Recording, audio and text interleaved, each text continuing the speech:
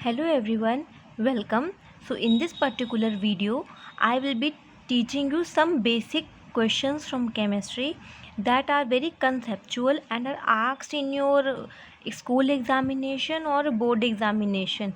So here I am taking three questions that are concept wise very good questions and that will help to improve your concepts regarding your NCERT. So you can think it like ये short notes types हैं आपके. Okay, so let's have some quick recap for the three basic questions. तो एक question पूछते हैं आपसे कि why are alkali metals stored under kerosene. Alkali metals को केरोसिन ऑयल में क्यों स्टोर करते हैं? सो द रीज़न इज़ कि एल्कली मेटल्स जैसे हो गए सोडियम, पोटेशियम, तो ये वाले मेटल्स ना बहुत ज़्यादा रिएक्टिव होते हैं. इनकी रिएक्टिविटी बहुत ज़्यादा होती है, एयर के साथ ये विगरसली रिएक्ट करते हैं. सो इसका आंसर हम लिखते हैं कि alkali metals are stored under kerosene oil because they react vigorously in air and moisture. Vigorously मतलब होता है कि बहुत फास्ट रैपिड रिएक्शन हो जाते हैं इनकी. तो इस रिएक्शन को प्रिवेंट करने के लिए हम लोग एल्कली मेटल्स को केरोसिन ऑयल में रखते हैं सो दैट कि ये रिएक्शंस जल्दी नहीं हो. और ये रिएक्शंस होती है ना तो बहुत विगरस होती हैं. फॉर एग्जांपल इनमें आग लग जाती है. सोडियम बहुत एक्सप्लोसिव भी होता है ना. सो एल्कली मेटल्स, अगर क्वेश्चन आ जाता है, क्वेश्चन में आपसे पूछते हैं कि एल्कली मेटल्स को केरोसिन ऑयल में क्यों स्टोर किया जाता है, तो आप आंसर लिखोगे कि alkali metals are stored under kerosene oil because these metals are very reactive and they react vigorously in air and moisture. So to prevent this reaction, these metals, for example sodium and potassium, are stored under kerosene oil. Okay, I hope this is clear for you. Now the second question is कि जो beryllium plus two होता है, beryllium किस group में आता है? Second group में. और फर्स्ट ग्रुप के एलिमेंट्स क्या होते हैं? Alkali metals. और सेकेंड ग्रुप के एलिमेंट्स क्या होते हैं? हम लोग ऐसे याद करते हैं ना पीरियोडिक टेबल में, बेटा, मांगे, car, scooter, beryllium, magnesium, calcium. So ये जो बेरिलियम प्लस टू होता है, why does beryllium plus two does not give flame test? So very simple answer, this is also very simple. Okay, so take it very easy कि beryllium plus two ये भी एक alkaline earth metal होता है. Beryllium plus two flame test इसलिए नहीं देता, the reason is कि ये कैटायन बहुत ही छोटा होता है.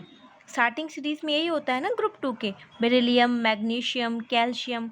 सो beryllium plus two being very small in size has greater ionization energy. Beryllium plus 2 being very small in size has greater ionization energy. अगर छोटा है, आयनाइजेशन एनर्जी कौन सी एनर्जी होती है? आयनाइजेशन एनर्जी वो एनर्जी होती है जो हम किसी भी मतलब जो शेल्स में इलेक्ट्रॉन होते हैं उससे एक इलेक्ट्रॉन को बाहर निकालने के लिए जो एनर्जी चाहिए होती है उसे आयनाइजेशन एनर्जी बोलते हैं. सो बेरिलियम प्लस टू का साइज़ बहुत स्मॉल होता है तो इसके आयनाइजेशन एनर्जी हाई होती है. So excitation of electron is difficult. Size छोटा होता है, आयनाइजेशन एनर्जी ज़्यादा होती है, सो इलेक्ट्रॉन का एक्साइटेशन निकल पाना डिफ़िकल्ट होता है. इसलिए beryllium plus two flame test नहीं देता. Hence beryllium plus two does not give flame colour. Okay, clear. Now the third question is related with bond angle. So NH3 means ammonia and PH3. इन दोनों में से bond angle किसका ज़्यादा होगा? So see, this is also very simple. Okay, N and P, nitrogen and phosphorus.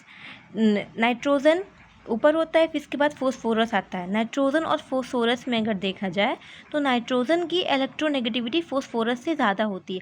अब आप देखना, ध्यान से देखना इस क्वेश्चन को, ठीक है. नाइट्रोजन की इलेक्ट्रोनेगेटिविटी ज़्यादा होती है तो नाइट्रोजन इस बॉन्ड के इलेक्ट्रॉन को अपनी साइड पुल करेगा. अब बॉन्ड के जो इलेक्ट्रॉन हैं वो यहाँ पे आ जाएंगे, ठीक है. एक सेकेंड, ये जो बॉन्ड्स के इलेक्ट्रॉन हैं वो यहाँ पर आ जाएंगे, है ना. तो इलेक्ट्रॉन्स यहाँ पे ज़्यादा होंगे due to the electronegativity of nitrogen being very high. Bonds के इलेक्ट्रॉन नाइट्रोजन के पास होंगे. अगर बॉन्ड्स के इलेक्ट्रॉन इसके पास हैं तो यहाँ पे इलेक्ट्रॉन्स इकट्ठा हो जाएंगे ना. और अगर इलेक्ट्रॉन्स यहाँ पर इकट्ठा हो जाएंगे तो उनके बीच में रिपल्शन ज़्यादा होगा. और रिपल्शन को मिनिमाइज़ करने के लिए वो दूर जाएंगे एक दूसरे से. और जैसे ही वो दूर जाएंगे तो इनका बॉन्ड एंगल क्या होगा?